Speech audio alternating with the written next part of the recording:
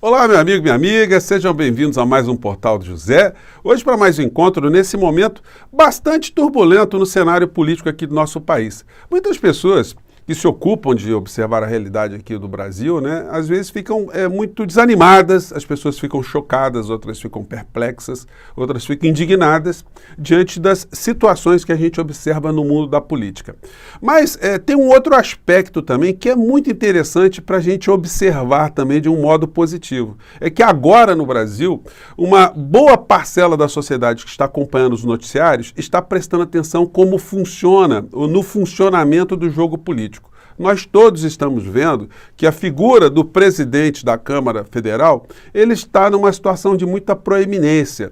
Hoje é quase um senso comum que ele está comandando um grupo de deputados e deputadas, que eu chamo aqui de homens e mulheres de negócios, contra os interesses do Poder Executivo, contra as plataformas que foram eleitas junto com o Lula no último processo eleitoral. Isso, no final da história, cria uma série de reflexões que o povo brasileiro, na sua grande maioria, nunca teve, Um presidente da Câmara nunca ocupou nenhum tipo de protagonismo, nunca vimos uma figura ser tão exposta como o Arthur Lira está sendo exposto nesse momento.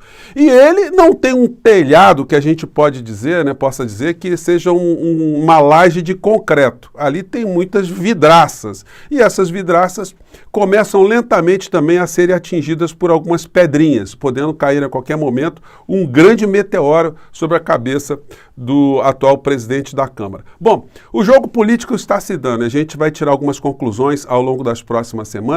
E isso eu vejo como um aspecto muito positivo, para elevar as consciências aqui no nosso país sobre esse tipo de jogo, porque durante o período Bolsonaro a gente não teve minimamente esse tipo de reflexão.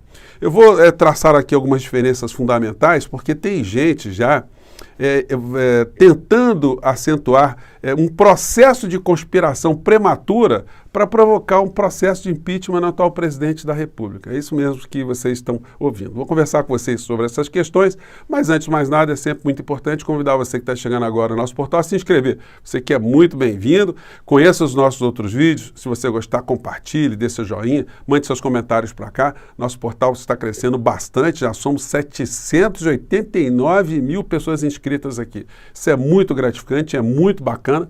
Isso aumenta cada vez mais a minha responsabilidade nos tratos das coisas que eu trago todos os dias aqui para conversar com vocês. Se vocês puderem também, participem dos nossos chats, que todos os dias eu abro aqui entre 5 horas e 5h30, e se inscrevam também no nosso clube de membros, que é uma ferramenta adicional que a plataforma YouTube, coloca à disposição de você que curte os canais, que simpatiza, enfim, que quer estar mais presente, enfim. Você aqui será muito bem-vindo também, tá bom? Então, vamos seguir em frente. Gente, eu começo aqui o nosso papo de hoje com a retomada de um assunto que eu puxei ontem de uma forma muito incisiva, que é o comportamento da Procuradoria-Geral da República, da Vice-Procuradoria-Geral da República, diante dos crimes que foram cometidos aqui no nosso país e de algumas situações que eles se omitiram de uma forma consciente, eles assumiram riscos de serem responsabilizados criminalmente. E a principal personagem do dia de ontem foi a senhora Lindora Araújo, numa gravação, em mensagens que foram descobertas no telefone do ajudante de ordem do ex-presidente da República. Ela só ontem não foi exposta de uma maneira muito intensa porque todos os colunistas aqui no nosso país, toda a imprensa, toda a mídia estava se ocupando com as questões envolvendo o parlamento brasileiro ontem. Nós temos algumas CPIs, CPIs, temos reuniões no Congresso Nacional e temos um grande jogo do poder que está rolando para definir o que vai acontecer no futuro do nosso país, sobretudo institucionalmente, sobretudo as relações entre Congresso e Poder Executivo. Então, esse caso aqui da senhora Lindora, ele acabou não ganhando muito destaque, mas ele não vai morrer, porque eu estarei sempre lembrando desse caso aqui e, como vocês sabem, todas as vezes que possível eu faço representações junto às instituições públicas aqui no nosso país. Então, isso não vai ficar adormecido e esquecido para sempre, não. Matéria do Jornal do Brasil diz: celular de Cid revela encontros secretos entre Bolsonaro e Lindora Araújo, vice-procuradora-geral da República. Gente, isso eu volto a dizer para vocês, é uma situação absurda, isso é uma promiscuidade, isso é uma infidelidade institucional. Você se encontrar secretamente tendo um cargo público, isso não deixa de ser um tipo de corrupção moral, um tipo de corrupção ética, né? E essa coisa vai voltar à tona, eu tenho certeza absoluta. Se depender aqui de nós aqui, essa coisa não vai ser esquecida, não. E diante das situações todas que nós vimos no Congresso Nacional, vejam só, os filhotes, né, de Bolsonaro estão colocando as unhas de fora, né? O Dudu Bananinha, que saiu correndo lá da Comissão de Relações Exteriores da Câmara, depois que o Glauber, o deputado Glauber, deu uma sapatada violenta nele, ele se acovardou, botou o rabinho entre as pernas e sumiu, né? O Banana desapareceu. Ele está aqui fazendo discurso nessa direção agora. Eduardo Bolsonaro diz que Lula está no caminho do impeachment. Declaração foi dada ao comentar vitória do Planalto na aprovação da MP com liberação de 1 bilhão e 700 milhões de reais. Gente, as pessoas também estão colocando essa cifra, né, 1 bilhão e 700 milhões de reais como liberação, como uma compra de votos, né, dos deputados ali. Só que tem um negócio. Os orçamentos da União foram absolutamente capitaneados pelas quadrilhas que fazem parte do Congresso Nacional, as que estão comandando o dinheiro dentro do Congresso Nacional. Com a entrada do governo Lula, o orçamento tido como secreto, até por decisão do Supremo Tribunal Federal, ele deixou de ser secreto, mas ele continua a existir, ou seja, os deputados têm uma parcela do orçamento da União onde eles podem destinar para suas bases, teoricamente para saúde, educação, construir postos de saúde, enfim, rodovias, estradas, benfeitorias, pontes, enfim, programas habitacionais, uma série de projetos e propostas, né? E isso estava emparedado, estava represado pelo Ministério da Fazenda, Ministério da Economia, enfim, lá pelo Haddad. E os deputados fizeram uma chantagem, né? Ou libera essa grana, ou então a gente vai votar contra. De uma maneira bem simplória, foi isso que aconteceu. Essa cifra, se você observar, ela é ínfima em relação aos 300 bilhões que Bolsonaro gastou, meteu a mão no orçamento do povo brasileiro para tentar ganhar as eleições. Então, essa é a ordem de grandezas. O Bolsonaro praticamente gastou 300 vezes mais, vamos melhorar, né? 200 e poucas vezes mais essa montanha de orçamento para se beneficiar pessoalmente. E esse dinheiro, grande parte dele, passou pelos congressistas, pelos deputados. Bom, de todo modo, o Lula tem que ficar com as suas barbas de molho, porque essa gente, como eu digo a vocês, né, se tem uma coisa que eles não zelam, é pelo interesse do povo brasileiro, o interesse do Brasil. E aí tem uma coisa que, antes de entrar aqui na senhora Carla Zambelli, que está tomando outra condenação, né, pela proa, é que muitas pessoas estão falando assim, por que o Lula está tendo esse tipo de problema com o parlamento? Por que o Bolsonaro não teve esse tipo de problema? Por uma razão muito simples, o Bolsonaro não era presidente do Brasil. O Bolsonaro, ele terceirizou tudo, todas as áreas do Brasil, todas as áreas que poderiam ser de responsabilidade dele, ele entregou desde que as pessoas não enchessem o saco dele e garantisse, em contrapartida, que ele não sofreria o impeachment. Então, os madeireiros ilegais, garimpeiros ilegais, o agronegócio, os latifundiários ilegais, os exploradores de uma maneira geral, todo mundo se deu bem. Quem queria vender arma, quem queria usar arma, quem queria invadir terra de índio, quem queria tacar fogo em terra de índio, todo mundo se deu bem. O mercado financeiro, os que estavam querendo a autonomia do Banco Central, aqueles que queriam roubar a Petrobras, aqueles que queriam privatizar a Eletrobras, virou terra de ninguém.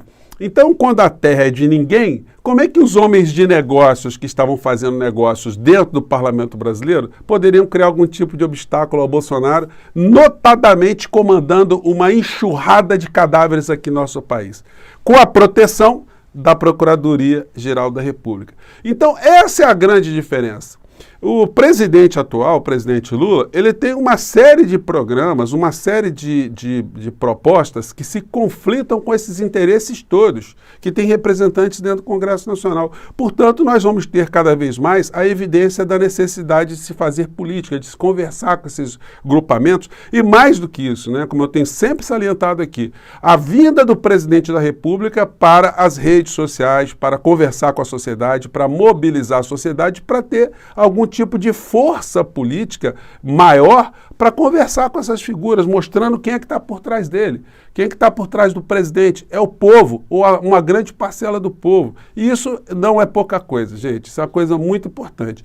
Isso tudo que está acontecendo, no final da história, está sendo muito importante para parcelas significativas da sociedade perceberem como é que esse jogo está funcionando. Bom, e aí a gente chega aqui na fila andando para mais algumas pessoas. Justiça condena Zambelli por usar hit Mila em vídeo pró-Bolsonaro. Mano Góes, que detém os direitos autorais da canção, não gostou da associação da obra ao ex-presidente. Então ela pegou aqui, usou uma música não autorizada para fazer um jingles para a campanha do Bolsonaro e agora vai ter que pagar mais 20 mil reais de indenização. Isso já está, inclusive, ela recorreu no Tribunal de Justiça da Bahia, perdeu, então vai ter que murchar a bolsa mais um tanto, né? Gente, hoje à noite nós vamos ver em todos os telejornais esse tipo de notícia. PIB volta a crescer e avança 1,9% no primeiro trimestre, puxado pelo agro.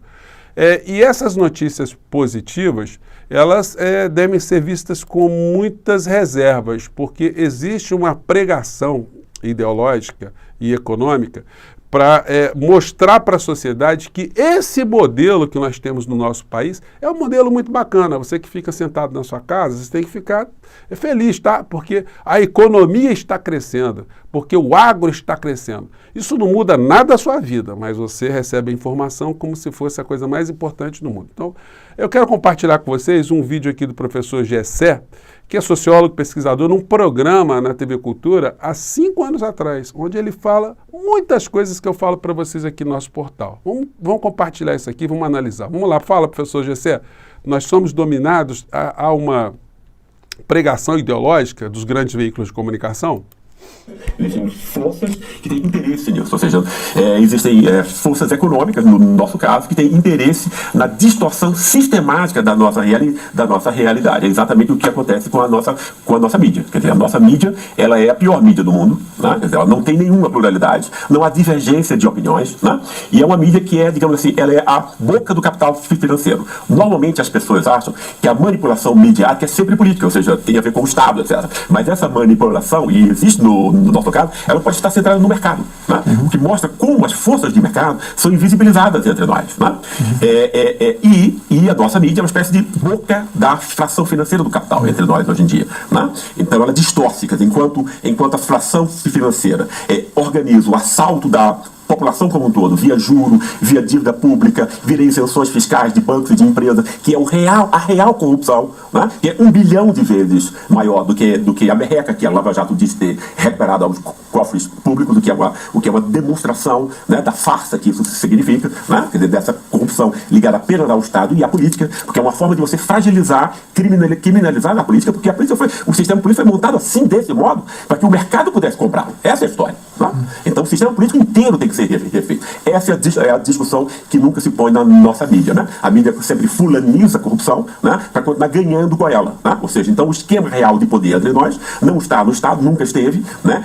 A elite do Estado, ela é no fundo a lacaia do mercado, né, como os nossos políticos são, quer dizer, você compra 400 deputados, como os bancos e as grandes empresas fazem, então você legitima, né, quer dizer, a corrupção do mercado. E a mídia faz o seu papel de distorcer, de fraudar e de mentir, né, quer dizer, o que está acontecendo para o público. Gente, então, eu vou colocar esse vídeo na descrição do nosso vídeo hoje para vocês. Enfim, você que tem interesse em reproduzir e passar para as pessoas, né? Vou deixar aqui para vocês, mas enfim, o nosso encontro de hoje, ele visou, né, trazer essa realidade para mais perto, né? Para você entender, para as pessoas que ainda não entendem, né? Que é um jogo que tem atores e esses atores representam grupos que não vieram de Marte. Eles representam interesses grossos, interesses de grosso calibre aqui no nosso país. E são essas situações que quanto mais a gente revelar, quanto mais a gente debater, mais a gente consegue conscientizar mentes e tocar corações, tá bom? Eu fico por aqui. Um grande abraço, mande seus comentários, mais tarde eu volto. Tchau!